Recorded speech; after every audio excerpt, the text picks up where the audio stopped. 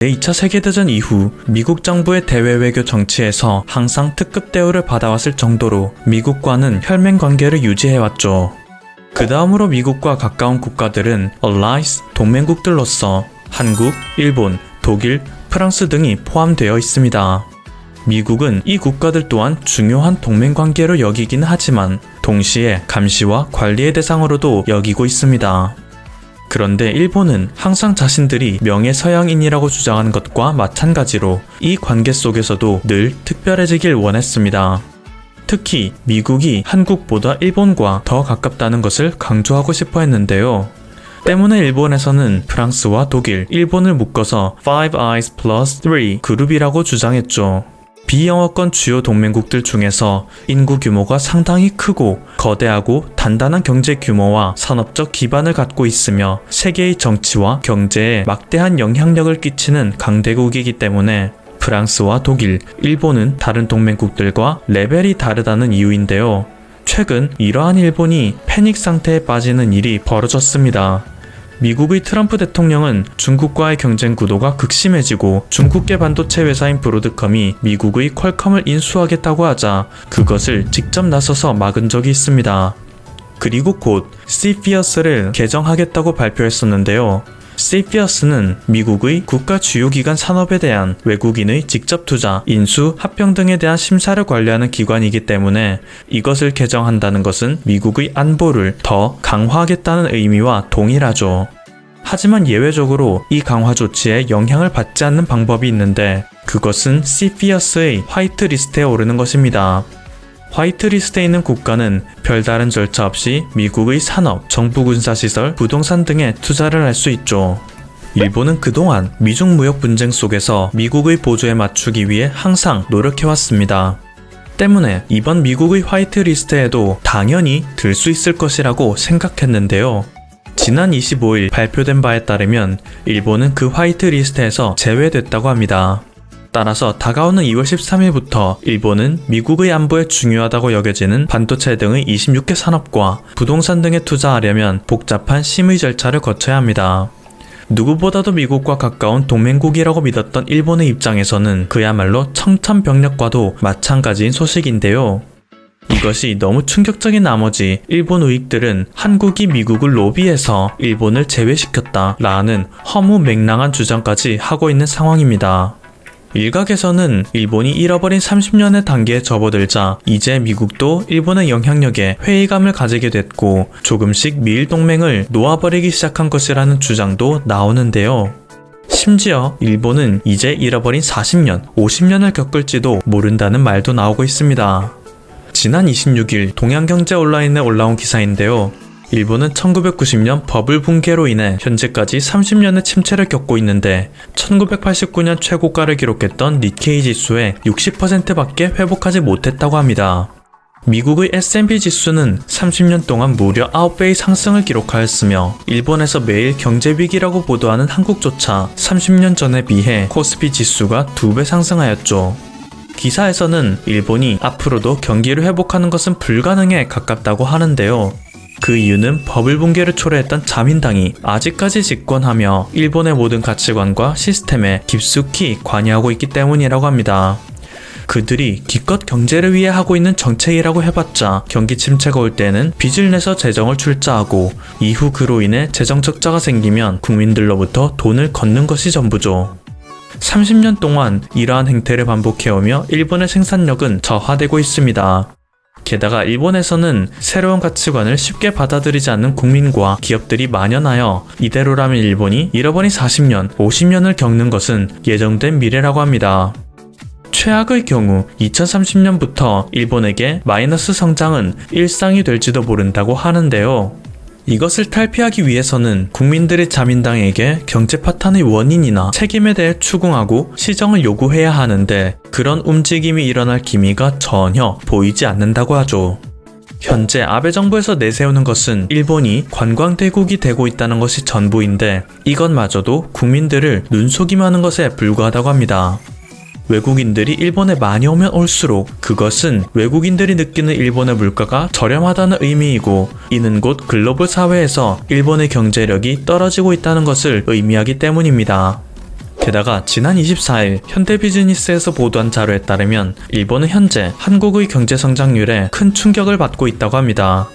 1월 22일 발표된 한국의 2019년 연간 경제 성장률은 2.0%로 나왔는데요. 일본의 2019년 연간 경제 성장률은 2월 중순이 되어야 집계되지만 IMF에서 발표한 세계 경제 전망에 따르면 일본의 2019년 연간 경제 성장률은 1.0%로 예상된다고 하죠. 한국이 일본보다 1.0%포인트나 앞선 것인데요.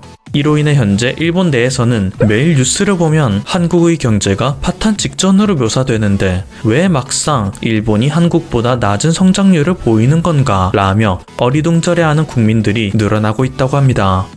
그동안 일본의 언론에서는 한국이 미중무역 마찰로 인한 중국 경제 둔화에 큰 영향을 받아 2018년 가을부터 경기가 악화되고 있다고 설명했고, 그에 반해 일본은 상대적으로 내수 시장이 건조하기 때문에 미중무역 마찰에도 불구하고 큰 경기 후퇴가 없다고 주장해왔기 때문이죠.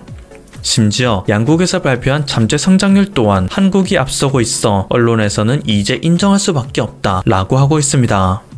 일본의 잠재 성장률은 연평균 0.9%인 반면 한국은 연평균 2.7%인 것인데요.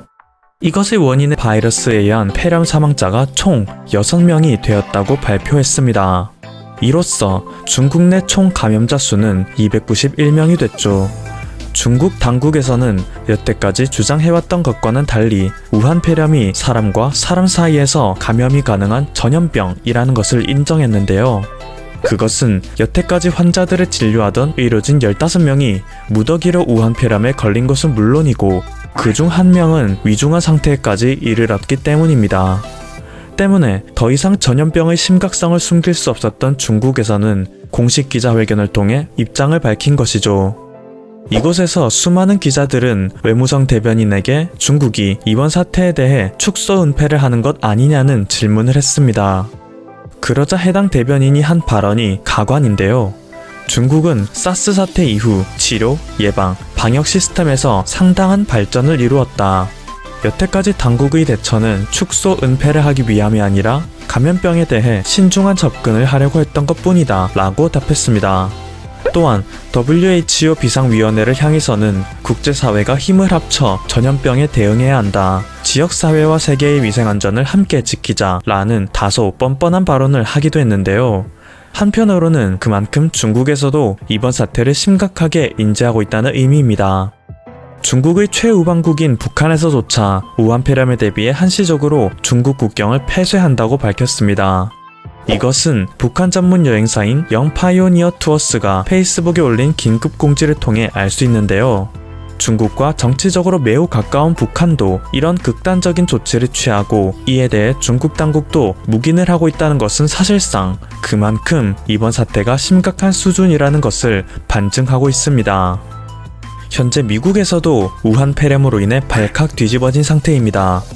미국에서 최초로 확진 판정을 받은 30대 남성 때문인데요. 이 남성은 지난 15일 시애틀 타코마 국제공항을 통해 귀국을 하였으나 아무런 검역 조치 없이 자택에 귀가할 수 있었습니다. 하지만 뉴스에서 우한 폐렴의 증상을 보고 그것이 자신의 증상과 비슷하다고 여겨 자발적으로 의료당국에 찾아가 입원을 한 것인데요. 이를 통해 미국이 우한 폐렴에 대한 방어책이 전혀 마련되어 있지 않았다는 사실이 알려져 현재 발등에 불이 떨어진 상태입니다. 뒤늦게 17일부터 뉴욕과 LA, 샌프란시스코 공항 등 3개 공항에서 검역을 시작하였지만 앞선 남성과 같은 방식으로 미국에 입국한 감염자가 얼마나 많을지 예상조차 하기 힘든 상황이라고 하죠. 한편 이 와중에 한국의 대처 능력이 국제사회로부터 주목받고 있습니다. 일각에서는 한국의 과거 사례를 들며 이를 본받아야 한다고 말하기도 하는데요. 실제로 한국에서는 초반부터 훌륭한 대응을 보이고 있습니다. 국내에서 최초로 우한 폐렴 확진을 받은 35세의 중국 국적 여성은 인천공항에 입국할 당시 인천공항 검역소에 의해서 조사 대상으로 분류되어 즉시 국가지정 입원치료 병상으로 이송됐었는데요. 이후 신종 코로나 바이러스 감염증 검사를 시행해 확진 환자로 확정됐습니다. 또한 질병관리본부 측에서는 확진자와 접촉했던 모든 사람들 항공기 승객 29명과 승무원 5명, 공항 직원 10명 등 총 44명을 전수조사하여 다른 국가들과는 다르게 상당히 신속한 대응을 보여주고 있습니다. 때문에 외신들은 이러한 한국은 자신들의 빠른 대응으로 인해 중국의 주변국 중에서 가장 적은 피해를 보게 될 것이라고 말하고 있습니다. 그리고 그것을 뒷받침하기 위해 드는 근거로는 과거 중증호흡기 증후군 사스에 대한 한국의 대응이죠. 사스는 2003년 중국의 광동성에서 발생하여 전 세계적으로 8,000명 이상의 환자를 발생시켰습니다. 10.9%의 사망률을 보여주며 전 세계를 두려움에 떨게 했죠. 그런데 이때 대한민국은 중국과 교류가 많았음에도 불구하고 감염자 수는 총 3명밖에 되지 않았습니다. 이게 정말 말도 안 되는 결과였기 때문에 중국에서는 한국인들이 많이 먹는 김치가 그 비결이다 라고 하여 한때 중국에서 김치가 불티나게 팔리기도 했죠. 세계보건기구 WHO에서는 대한민국에게 사스 예방 모범국이라는 평가를 하기도 했습니다. 그리고 이것이 가능했던 요인에 대해 전문가들은 입을 모아 보건당국에서 방역대책을 철저히 세우고 지켰기 때문이라고 하죠. 중국에서 사스로 인해 수많은 사람들이 죽어난다는 소식을 듣자 대한민국 정부는 2003년 4월 23일 관계차관 대책회의를 열었습니다. 인천국제공항이 사스 방역의 최전선이었기 때문에 단 한 명의 감염자도 공항을 벗어나지 않게 하는 것이 중요했었는데요. 당시 인천국제공항을 통해 중국에서 한국으로 오는 사람은 하루에 7,000명을 넘기는 것에 비해 보건원의 사스 전담 인력은 겨우 너댓 명밖에 되지 않았기에 정부에서는 민간의 도움을 요청하기로 결정했습니다. 그리고 5일 후 정부는 중앙청사에서 사스 대책 관련 민관 합동협의회를 열어 민간 의료단체에게 사스 방역을 도와달라고 요청하였는데요. 이때부터 정부와 민간단체가 협동하여 방역 최전선을 지키는 사투가 시작됐습니다. 인천공항의 방역창구에서는 24시간 교대로 일하였습니다. 군대에서도 사스 방역 또한 국가를 방어하는 일이라 하여 군의관과 군 간호인력 등으로 구성된 군 의료진 70여 명을 공항 사스 방역에 투입하였습니다. 또한 현장에서 부족한 장비를 지원하기 위해 정부의 각 부처에서는 서둘러 열감지기를 구입하여 인천공항과 김해공항, 제주공항은 물론이고 중국 베이징의 공항에도 장비를 보냈습니다. 검역을 통해 사스 감염 의심 환자로 분류된 사람들은 10일간 강제로 격리 조치를 취했는데요. 이때 정부는 격리된 환자들이 해당 기간 동안 생업에 종사하지 못함에 따라 발생하는 손실을 보전하겠다고 약속하여 만일의 사태에 발생할 수도 있는 혼란도 방지하였습니다. 이렇게